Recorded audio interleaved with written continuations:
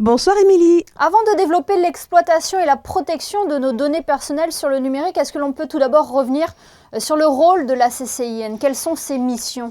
À l'heure actuelle, nous sommes les interlocuteurs de toutes les entités publiques et privées de Monaco qui doivent nous déposer des formalités préalables dès qu'elles souhaitent mettre en œuvre un traitement automatisé d'informations nominatives. On l'entend, c'est un très vaste domaine de compétences dont les missions évoluent, tant le numérique évolue aussi rapidement.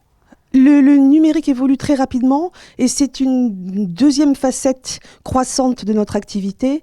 Nous sommes de plus en plus souvent saisis par des particuliers qui ont des problèmes sur les réseaux sociaux. Voilà, quelles sont les principales plaintes que vous recevez ?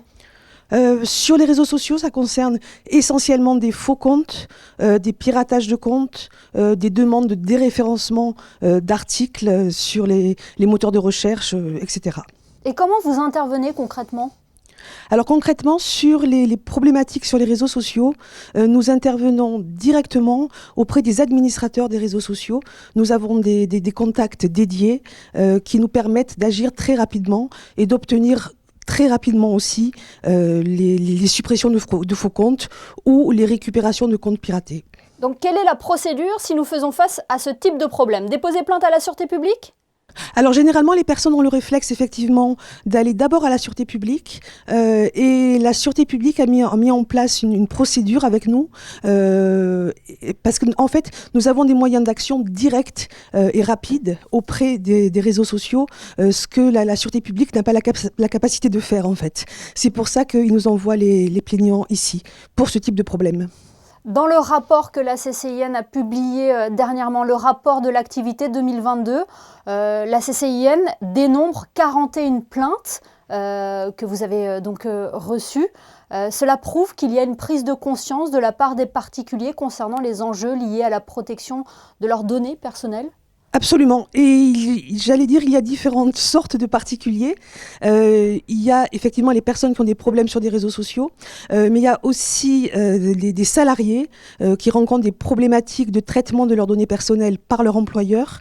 Il peut y avoir aussi des personnes qui ont des problématiques commerciales, de prospection commerciale, c'est-à-dire leur nom figure sur des listes de prospection alors qu'elles n'y ont pas consenti. Les problématiques sont assez diverses. Oui. Vous dites que des employés peuvent se retourner contre leur employeur dans certains cas. Est-ce que vous avez des exemples ? Alors ça peut être des problématiques de caméras dans les locaux professionnels. Les caméras sont autorisées par notre commission, mais l'autorisation est délivrée sous condition. C'est-à-dire que les caméras n'ont pour objet que d'assurer la sécurité des biens et des personnes. En aucune manière, elles ne doivent être utilisées pour surveiller le travail ou le temps de travail des salariés. Agnès Le Paulmier, est-ce que vous pouvez également être saisie en cas de cyberharcèlement parce qu'un accent a été mis sur la lutte contre ce fléau lors de la rentrée scolaire, par exemple, à Monaco ? Oui, absolument. Là aussi, nous pouvons intervenir pour faire supprimer des propos en ligne, propos qui ont un caractère effectivement d'harcèlement, oui. La CCIN a été créée en 1993, 4 ans après Internet. L'entité fête cette année ses 30 ans. Vous l'avez dit en préambule, votre rôle devrait être renforcé en 2024 avec le projet de loi relatif à la protection des données personnelles. Absolument. Nous espérons que ce projet de loi pourra être examiné prochainement par le Conseil national. Les principales modifications qui vont concerner la CCIN, bon, ça peut être anecdotique, mais la CCIN va changer de nom.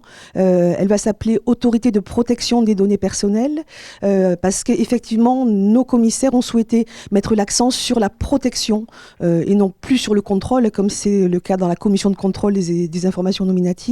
La principale nouveauté, ça va être aussi la création d'une formation restreinte qui sera consacrée uniquement aux sanctions, sachant que les sanctions vont devenir aussi des sanctions administratives, des amendes administratives.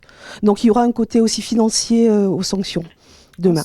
On suivra donc ce dossier de près. Merci beaucoup Agnès Le Paulmier d'avoir été notre invitée ce soir sur Monaco Info.